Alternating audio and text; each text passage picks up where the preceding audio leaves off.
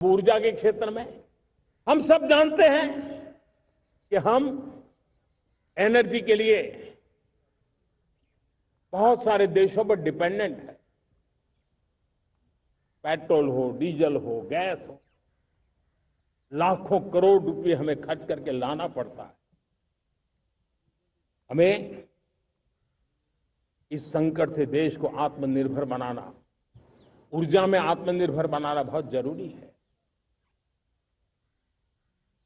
हमने बीड़ा उठाया और आज 11 वर्ष में सोलर एनर्जी 30 गुना बढ़ चुकी है।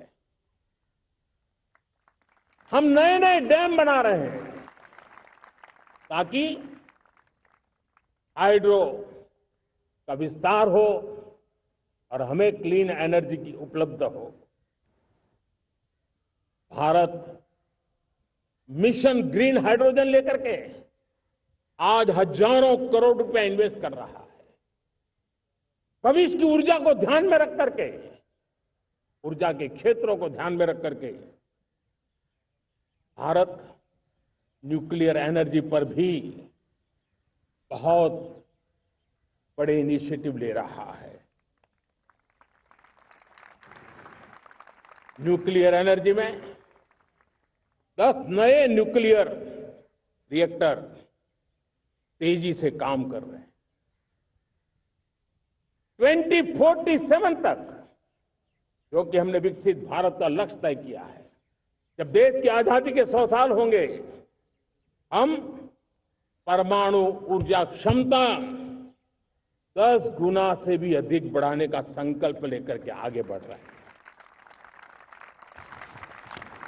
मेरे प्यारे देशवासियों, रिफॉर्म एक निरंतर प्रक्रिया है।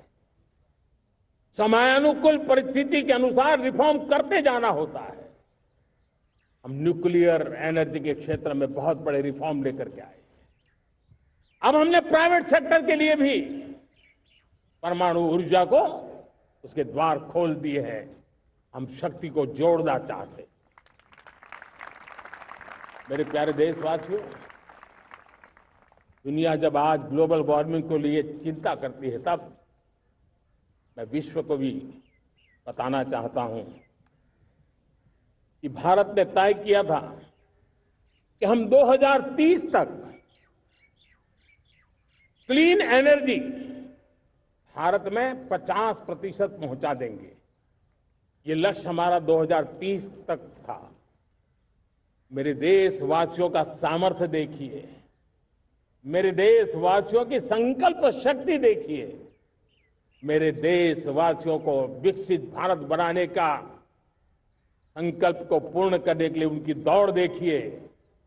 हमने जो लक्ष्य 2030 में तय किया था, वो 50% क्लीन एनर्जी का लक्ष्य 2025 में हमने कर लिया।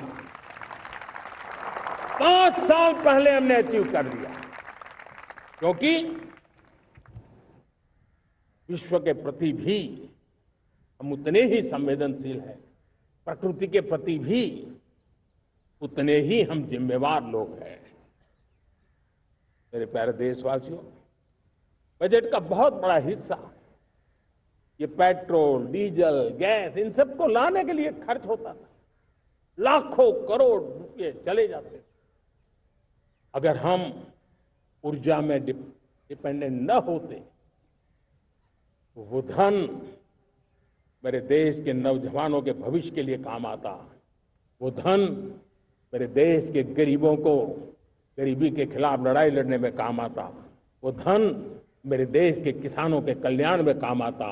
वो धन मेरे देश के गांव की परिस्थिति को पलटने के लिए काम आता। लेकिन हमें विदेशों को देना पड़ रहा।